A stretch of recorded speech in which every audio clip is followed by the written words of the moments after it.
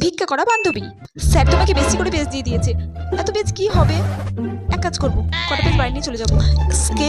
Scale তো আনিনি। এই তোর কাছে স্কেল হবে রে? না রে, আমি স্কেল আনিনি। এই তোর কাছে স্কেল হবে? আমার এখনো দাগ টানা হয়নি, আমি এখন দাগ টান। আচ্ছা তোর দাগ টানা হয়ে গেলে আমাকে স্কেলটা দিস তোর, ঠিক আছে? ওকে। এক্সাম হলে কিছু না পারা বান্ধবী। স্যার হয়ে গেছে, খাতা নিয়ে নিন। যখন টাইম হবে তখন ঠিক খাতা নিয়ে হবে, এখন চুপচাপ বসে থাকো। কি করবো বসে থেকে? কিছু পারছি না যখন। নিয়ে নিন না স্যার। আর 10 মিনিট টাইম আছে, চুপ করে বসো, খাতা নিচ্ছি। ঠিক আছে। দূর বসে থাকতে ভালো লাগছে না। বাড়িতে গেলে তাও মোবাইলে একটু রিলস বানাতে পারতাম। পরীক্ষা শেষ 10 মিনিট আগে সব মনে করা বান্ধবী। এই অ্যান্সারটা কি হবে যেন মনে পড়ছে না।